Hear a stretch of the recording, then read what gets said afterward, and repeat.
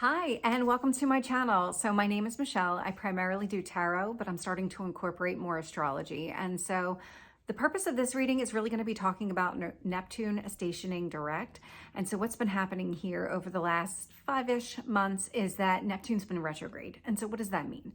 Retrograde is more of just kind of taking all of the energy of Neptune and internalizing it. This would be things like I have a dream about something, or I'm thinking about something that I want here, because Neptune is dreams, it's illusions, it's about really aspirations. So what is it that you want in life? But they're kind of on the cautionary side of Neptune is be careful about what it is that you're dreaming of.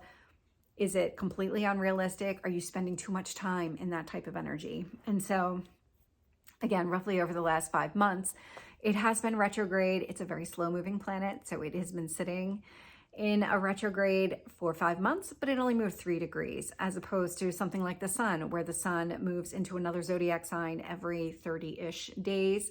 And so it's a faster moving planet. So just kind of keep that in mind. This is definitely something where you might be going back and you might be sitting in this energy from several months ago. So maybe think about the last time that Neptune was direct, what was going on in your life, maybe what shifted when it went retrograde back on June 30th. Was there anything here where you, instead of having this kind of outward expression of what it is that you want, or maybe thinking of things in your reality that could be better from like a dream standpoint, where did you start internalizing? And I want to say put on the back burner, because that's what this feels like. It almost feels like, in a way, some of our dreams got put on the back burner for something else. And so take that as it resonates. It's not going to apply to everybody the way that I'm saying it. But one of the things that I do want to talk about is really what happens to Neptune over the next roughly month. And so right now it is in the sign of Pisces. So Neptune loves the sign of Pisces. So it's at home here, and there's a lot of overlap. The energy is very similar. So Pisces is a very intuitive energy. Neptune, same thing. In fact, Neptune, when you look at somebody's natal chart, their birth chart, if you see Neptune in the 12th house, that tends to indicate that somebody is a psychic. And so that's just kind of that energy of Pisces and Neptune. And so it's kind of getting this jolt of energy. It really wants you to focus on what are your dreams, what are your aspirations, and really thinking about that. But again, there is that kind of dark side to it where you can kind of get caught up in that and not really focus so much on your actual physical reality. So what is going to happen here? Neptune is going to square the sun on the 16th. So roughly 10 days after it moves, or it stations direct in Pisces, it is going to square the sun. And so what's going to happen here is there is going to be some sort of challenge to exactly what it is that you're dreaming. So there's almost like this obstacle created by reality, because the sun is just shining a lot of light on whatever it is that you've been thinking about, whatever it is that you've been dreaming about. And the sun is kind of here to kind of say, is this really what you want for yourself? I mean, how far out of this realm is it? Are you too much in a spiritual realm? Are you too much thinking about all the things that you might have or you could have if something was different? And so there's a lot of this almost like I want to say it's like a push-pull. It's definitely creating some sort of obstacle or challenge. You are able to overcome that. It just requires a little bit of work here. But the sun at the same time is also kind of your soul's purpose. You're feeling what, can't even get the words out, what you need in order to feel fulfilled in this lifetime. And so there's almost this kind of energy of, are my dreams, are my aspirations, are they too much of an illusion? Is it too much in conflict with what I want from my soul, from what my soul would find fulfilling? So there's just this kind of energy happening here around the 16th. On the 25th, so on Christmas Day, there is a trine to Venus. So Neptune will trine Venus. So I did talk about this a little bit in the Venus episode that I put out, but really what's happening here is Venus, planet of love, relationships, the things that we value. And so now it's this happy aspect between the two of them. So there's a lot of positivity surrounding what is it that you want, what is it that you value, and what is it that you're dreaming of, just from that perspective. And so again, a little bit of a cautionary tale, just always keep in the back of your mind, you can have dreams, you can have all of these things, but how much of it can happen in reality? Do you even want it to happen in reality? And so there's just kind of that energy around it. the next day on the 26th. So Neptune, oh my gosh, I can't speak. Neptune is going to be in a square with Mercury. Mercury is still going to be in its retrograde. And I can tell you, I'm definitely feeling the shadow. And what's going to happen here is you might have a lot of difficulty communicating exactly what it is that you want, or there's going to be some sort of disconnect between what you're dreaming of and your kind of ideal state versus what can actually happen here. So processing information, communication, these are all Mercury themes. And so there is going to be this kind of challenge here. Again, you can overcome it. You can find a way to overcome it, but just know that it's going to happen here. And then on the 28th, and so in the 28th, we've got Neptune squaring Mars. What is Mars? Mars is, it's a planet of action. This is not a planet that sits around and says, I'm just going to go with the flow. I'm going to wait for things to kind of unfold as they will. No, Mars is action. And so with this square here, what actions are you taking that maybe conflict with what you want from like that dreamlike, that illusion, that kind of aspirational goal standpoint? So is there something in conflict here? Do you need to modify either your actions or maybe that Neptune energy of your dreams? And so what here needs to change? And so also keep in mind too, Neptune is very intuitive. So pay attention to your intuition during this entire time frame, because there could be something here that where it becomes heightened, where it just becomes more prominent in your life. And so pay attention to signs from the universe, pay attention to synchronicities. These are all things that are probably going to be more prevalent during this time now that Neptune is going direct again. And so now looking at how all of this is going to impact every sign. And so really this is a reading for your rising sign, your sun sign, and your moon sign. And so your rising sign, that is who you are, how people see you in this world. The sun is what you need in order to feel fulfilled in this lifetime. And then the moon energy is really just how you process your emotions. How do you respond internally to whatever's happening around you? And so when you listen to all three, and I'm going to highlight some things in here that are going to kind of make it a little bit more clear that you should at least listen to your sun and your rising signs. And I'm going to start right now with Aries, sun and rising. So this is going to impact your 12th house. And so this 12th house is really that house that sits away from the public life. This is maybe spending some time alone, maybe thinking through from a spiritual standpoint, what it is that you want to do, because this is that kind of Pisces natural house to be in. This is also where Neptune, because the ruler of Pisces, also feels very comfortable. And so what is it about this 12th house? What is it about you taking that step back? And so when I talk about dreams and illusions, this could be an indication where you might be spending too much time by yourself. You might be too much in this fantasy world where you're not living in reality because you are taking that step back.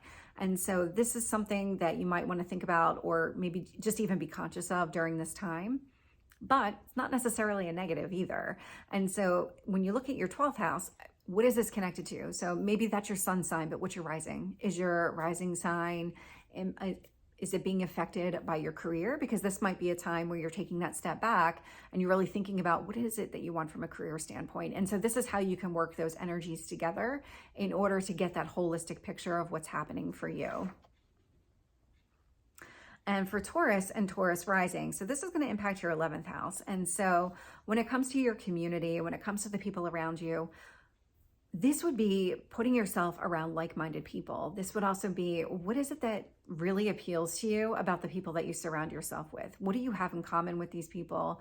How do you envision yourself with these people? What kind of community would be your ideal community? And then there's also this, again, on the shadow side of Neptune, of just not overdoing it, maybe not overindulging. This is the holidays, and you're probably spending time with people around you, friends, family, and this would be more of your friends. So be careful about what you get caught up in, because this would be an energy of easily kind of overdoing it from like maybe a food standpoint, alcohol, drugs, all of these things that kind of cause you to escape would also impact Aries too in the same way.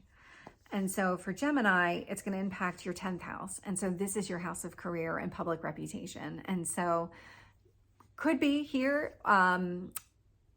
maybe feeling a little bit insecure. I don't really see that being the case. And that would be kind of like that darker side where you're not really sure if what you're thinking, what you're feeling is based in reality. But this is also an energy of what is it that you want from a career standpoint? What kind of goals are you setting for yourself? Are they realistic? Do you need to reconsider those throughout the month as this whole transit is occurring?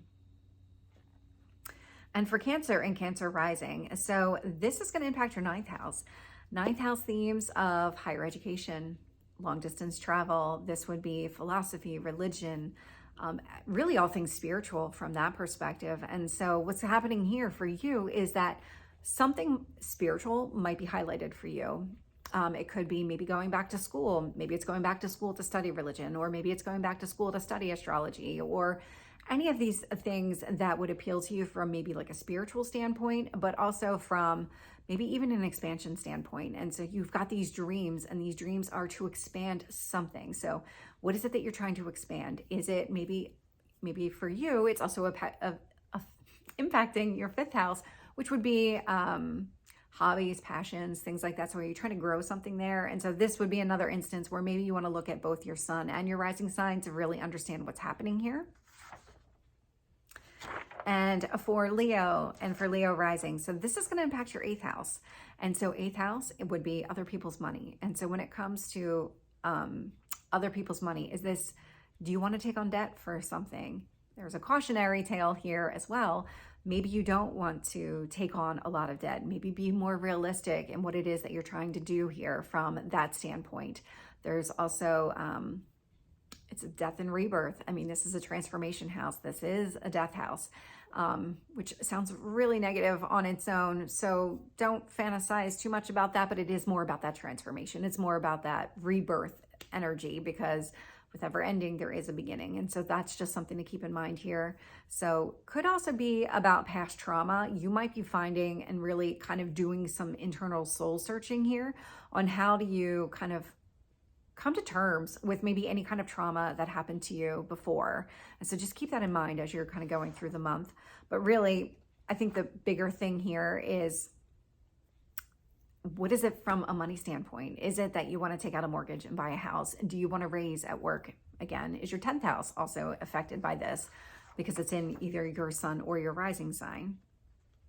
And so for Virgo and Virgo rising, so this is actually going to impact your house of relationships. So this is your one-to-one personal relationships. And this would be just, what is your ideal lover? Who is that person? What kind of characteristics does that person have? What is your ideal relationship? Are you thinking of marriage? Are you thinking long-term down the road with a specific person? What does that look like for you? And then there's this kind of cautionary tale here. Don't put somebody up on a pedestal or a relationship up on a pedestal, because you don't want to set it up to fail. And so that is kind of that cautionary tale here, but really positive with the one-to-one relationships. And what is it that you want when it comes to that? And for Libra and Libra rising, so this is going to impact your daily routines. So your work routines, exercise, food, all of these sixth house themes. What is it that you want here? And so this would be another instance. If it is work related, is it also affecting your 10th house? And so that would be a stronger indication that it's going to affect work more than anything else. Or maybe from here, is it something with like the 9th house here? So in daily routines, are you trying to go back to school? Do you want to go back to school? What does that look like? What kind of dreams do you have for yourself? And so that, again, another thing to consider. But in general, 6th house, this is your health, this is your work. I mean, it's literally everything you do on a daily basis. So what is it that you want on a daily basis here?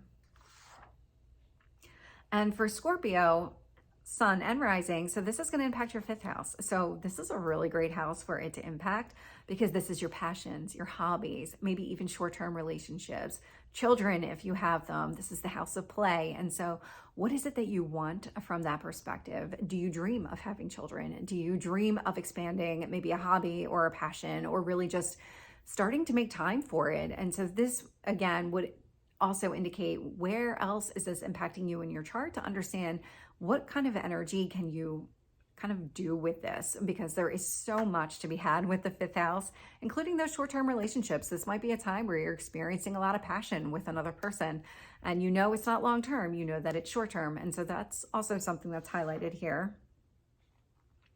And for Sagittarius, it's going to impact your fourth house. So this would be your house of home, your ancestors. And so thinking through, what do you want from a home standpoint? Is there something that you want to do with your house? Is there something that you want to do? Maybe it's settle somewhere else. Maybe there's something about uprooting yourself. What is it about your ancestors? Are you receiving any kind of messages from your ancestors? Because this, again, intuition definitely highlighted here. And so what is it that you're getting? What is it you're receiving? What are you connecting with inside your home during this time? And for Capricorn and Capricorn rising, so this is going to impact your third house, which is siblings, communication, short distance travel. Again, we are around the holidays, and so there's a lot that's happening here. And so what is it that you want to happen during the holidays? What things, maybe like reestablishing a relationship with estranged family members? Do you want to travel distances? Do you want to, what is it that you want to do during this time that kind of aligns with your dreams? And so again, maybe don't set too unrealistic expectations, because not everything is going to come to fruition here, but definitely something to consider, especially around the holidays. So with Aquarius and Aquarius rising, so this is going to impact your second house. So this would be your personal finances. What is it that you want to do with your money? Do you see yourself growing your money? Do you want to invest? What is it that you value? What is it that you want to kind of maybe cherish in that respect? Maybe it's, so this is dreams, and again, could also be illusions.